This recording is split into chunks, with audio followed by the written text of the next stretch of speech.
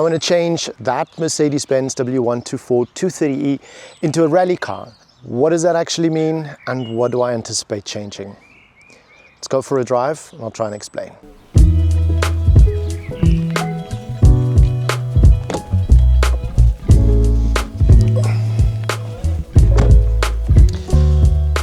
Welcome back into the living room of luxury.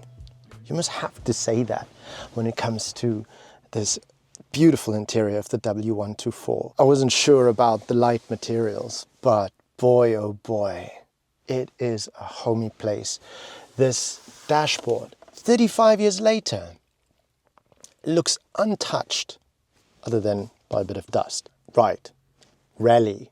What do I mean by it? What do I not mean by it? And what do I intend changing on the car? In order to say rally, I need to just say something about you. I did not know when I started this whole thing about 10 days ago what an incredible community there is. It's been probably one of the most enriching things.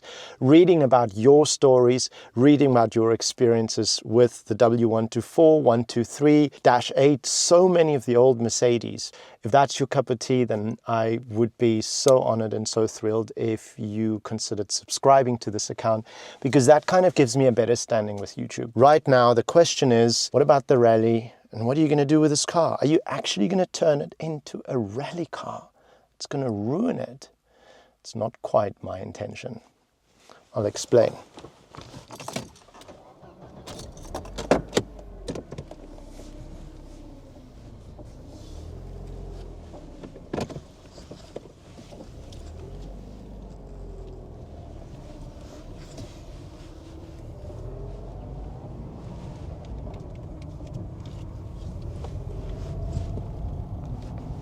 I'm going to put on my navigation just to make sure that I know where to go, because otherwise I possibly won't. Head northeast. All right, darling. We're going to do exactly that. Yesterday I was scouting through YouTube and I saw some very, very beautiful old clips of the production of the Mercedes-Benz 124, the car that we're driving now. As a matter of fact, it was footage about the pre-production models, and they still had some tape around the headlights so that you don't really recognize the car. I was like, oh my gosh, I thought they only did that nowadays, trying to hide the design features. But it was amazing to see that. And the crazy thing is where they were testing these cars. Obviously they try and do some heavy testing with snow, but they had these cars on gravel roads, on mountainous roads. They were driving through dusty backdrops, and it was just incredible, for the simple reason that that is exactly what I have in mind. You see, the moment we say the word rally, isn't it so that we think of Walter Röhrl, of Sebastian Loeb, of Colin McRae, of WRC? I mean, that's kind of what pops up, isn't it? But that, ladies and gentlemen, is definitely not what I had in mind when I said rally. I think it was the incorrect, improper usage of that word. I'd like to rephrase it and turn the word rally into adventure, journey, because that's really what it's about. This community has been fantastic. As I said before, I can't believe the resonance that I'm getting from you guys.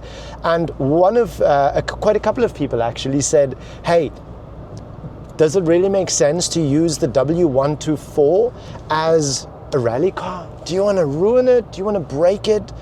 And the answer, of course, is no, not at all. Otherwise, I wouldn't be making these videos about how precious it is, how wonderful it is, how qualitatively well built it is. And exactly there within lies the key. It's the fact that I want to extend the adventure with this car. This car has served 4 individuals, including me, 5 individuals so far beautifully, driving 35 years later as if I bought it yesterday. Okay, bar a couple of small things, but essentially, it's just still such a faithful soul. And my idea, especially with a car, I paraphrase some of the things or rephrase some of the things that I read as well, is somebody wrote the connection between man and machine. And that's exactly what it's about. It's about the relationship that this car and myself undergo. And judging by the stories you guys wrote, holy moly, how many insane and amazing moments have there actually been? And I'm so thankful that I've been able to be a part of that. Thank you so much for all of you that shared with me the stories of their grandparents and parents having these cars, them growing up. And there's the one guy from Finland who said at age 7, his father let him drive the 200 diesel 124 on an iced lake.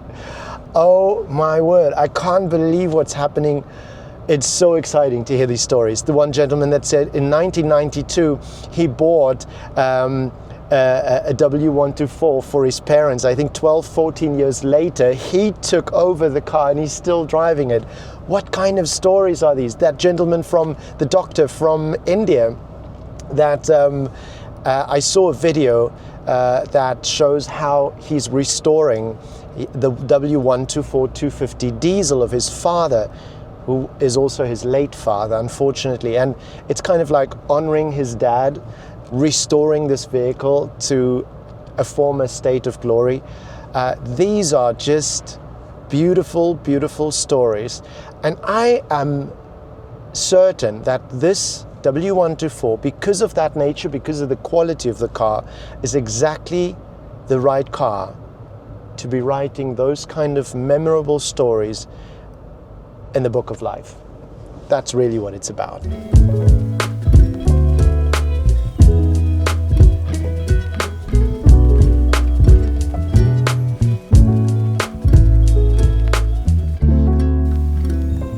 I'm on my way to a spot where we're going to pull over, and then I'll tell you exactly what I intend to do with this car, exactly what kind of a rebuild I'm talking about. And you'd be very pleased when you see what I have in mind, I'm sure, because it's not at all turning this into a racing car. By no manner and fashion whatsoever. It's simply not the idea.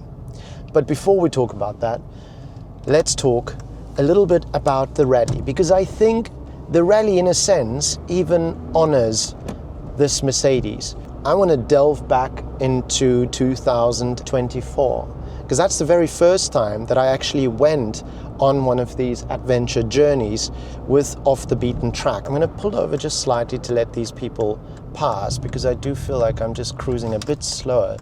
It's the decelerating nature of the W124, isn't it? You're not slow, you're just taking a bit more time to enjoy life, isn't it? Now, Cornelius and Nina celebrate the outdoors. They celebrate adventure. They celebrate discovering places that other people haven't really been to that often, or perhaps where people can't really get to. You bring your own car and there's a lot of camaraderie. It's just a really lovely get together and celebrating that beautiful relationship between man and machine. For me personally, that was what I wanted. That kind of a relationship, that kind of an experience. And after doing a lot of research, especially knowing the kind of countries that we're going to be driving through, the number one choice of car is this, the Mercedes-Benz W124.